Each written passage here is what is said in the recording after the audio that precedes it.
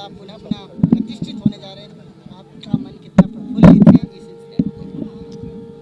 अपने मन की प्रसन्नता व्यक्त करने के लिए शब्द ही नहीं मेरे पास, क्योंकि कहते हैं शब्द ब्रह्म होता है, पर ऐसा ही लग रहा है जैसे गूंगे ने गुड़ खा लिया हो, मिठास तो अनुभव कर रहा हो पर बता नहीं पा रहा हो कि कितनी मिठास है। क्योंकि ये जो आनंद है, प्रसन्नता है, हमारे पुरखों के 500 साल के संघर्ष की कहानी है और हमारी सफलता की कहानी है, हमारी दृढ़ता की कहानी है, हमारे संघर्ष की कहानी है।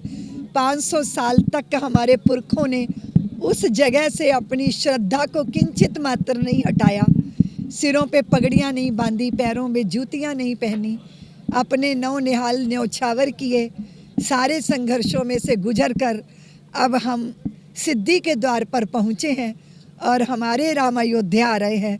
इस बात के आनंद का कोई पारावारी नहीं है। बिल्कुल सही कहा आपने, लेकिन आपका एक संघर्ष बहुत जबरदस्त देखा गया है, आप भी किंचित भर पीछे नहीं हटी और पूरे संघर्ष काल में आगे बढ़ती रही, कहीं ना कहीं आपका भी एक गिलहरी सा बहुत बड़ा योगदान है। हाँ बिल्कुल बिल्कुल, बहुत बड़ा तो नहीं है पर गिलहरी जैसा तो है।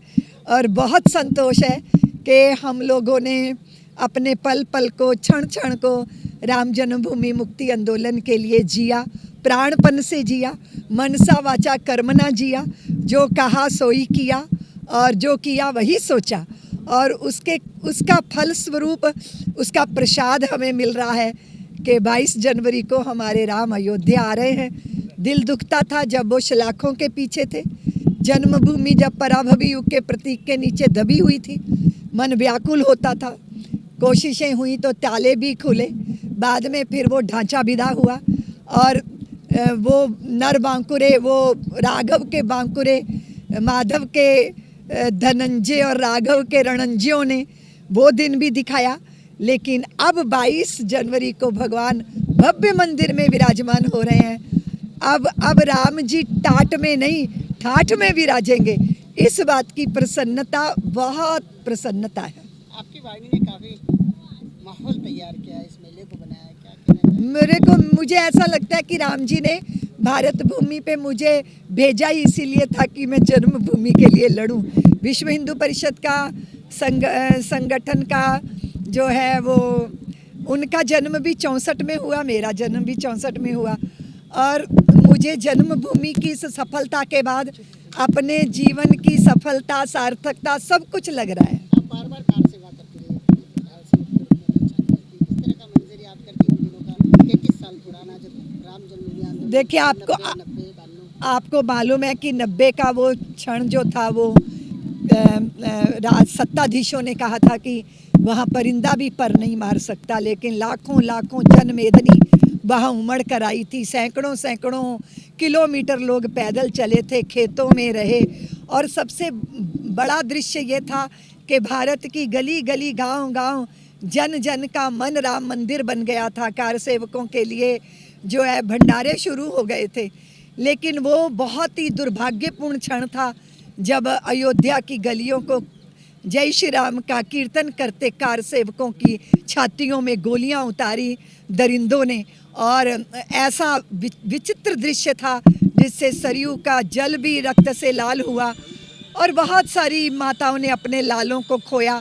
इतने संघर्ष, इतने उत्पीड़न, इतना पद्दलन हुआ था सत्ताधीशों ने अपनी सत्ता का दुरुपयोग करके। लेकिन कभी भी सूरज को बादलों में थोड़ी देर छुपाया तो जा सकता है, पर उसे समाप्त नहीं किया जा सकता। जो समाज की दृढ़ता रही, निष्ठा रही, संगठन की योजना, संतों के आशीर्वाद, कारसेवकों के बलिदान, और सब ने मिलकर आज हमें मंजिल तक पहुंचा दिया। आपने जो कारागृह काटा, जेल जाना पड़ा, देखिए आपकी तो इंदौर धरा ही इसकी साक्षी है। जब दिग्विजय सिंह की सरकार ने हमको व्यर्थ का एक झूठा आरोप हम पे लगा के हमें जेल भेजा था, लेकिन जहाँ भी भाषण देते थे वहीं मुकदमे हो जाते थे और उसकी वजह से बार बार जेल जाना पड़ता था। लेकिन इन सारी बातों को अब हम भूल गए हैं, क्योंकि मैंने निवेदन किया था कि चलते चलते पैरों में छाले पड़ते हैं, छाले फूटते भी हैं, रक्त रंजित भी हो जाते हैं, धूल धूसरित भी हो जाते हैं, लेकिन वो पैरों की छालों की जलन मिट जाती है जब पैर मंजिल पे पड़ जाते हैं। तो भगवान राम को काल्पनिक बताते थे और आज लास्ट क्वेश्चन जी, ये सवाल आखिरी सवाल है।